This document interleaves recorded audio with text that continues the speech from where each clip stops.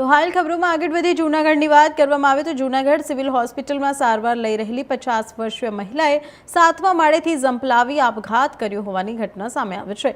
દોલતપરા વિસ્તારની રહેવાસી મહિલાએ સારવાર દરમિયાન આ પગલું ભરતા ચકચાર મચી છે। ઘટનાની જાણ થતાં જ પોલીસે સ્થળ પર પહોંચી તપાસ શરૂ કરી છે અને મહિલા કયા કારણોસર આપઘાત કર્યો તે સહિતના સમગ્ર મામલે તપાસ પણ હાથ ધરી છે।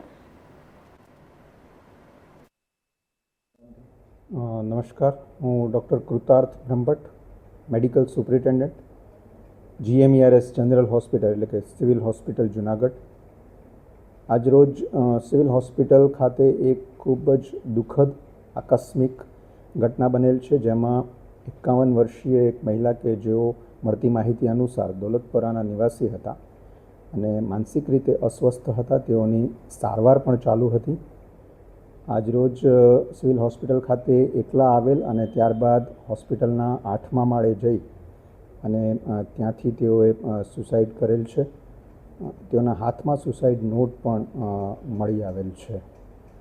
તમામ લોકોને મારી નમ્ર વિનંતી છે કે જે પ્રમાણેનું લાઈફસ્ટાઈલ અને જે પ્રમાણેના આપણા બધી વ્યવહારો બધા બદલાઈ રહ્યા છે તે પ્રમાણે માનસિક તણાવ આવવો એ સ્વાભાવિક છે, પણ આવું ક્યારેય પણ લાગે ત્યારે સિવિલ હોસ્પિટલ ખાતે માનસિક આરોગ્ય વિભાગ કાર્યરત છે, જ્યાં ખૂબ જ સારી ગુણવત્તાસભર સારવાર આપવામાં આવે છે।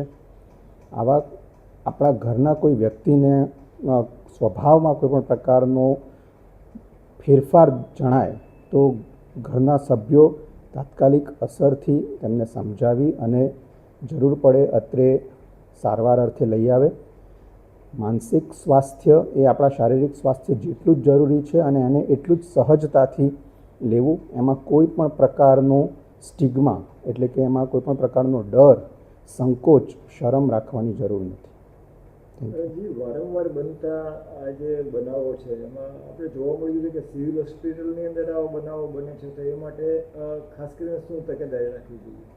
જી, ચોક્કસપણે સિવિલ હોસ્પિટલ ખાતે પૂરેપૂરું ધ્યાન અને તકેદારી રાખવામાં જ આવતી હોય છે। મેં કીધું એમ કે આ જે મહિલા હતા તેઓની સારવાર ચાલુ હતી, પરંતુ તેઓ અત્રે દાખલ નહોતા। તેઓ આજે અચાનક જ મોટેભાગે તેઓ તેમના દીકરાને સાથે લઈને સારવાર અર્થે આવતા હોય છે। આજે ઘરેથી એકલા જ નીકળેલ હતા અને હોસ્પિટલ આવી અને અચાનક જ 8મા માળે જઈ અને ત્યારબાદ સુસાઇડ કરેલ છે, પરંતુ સિવિલ હોસ્પિટલ તંત્ર હવે એવા નક્કર પગલાં લેવા જઈ રહ્યું છે કે જેથી આવો કોઈ બનાવ ન બને।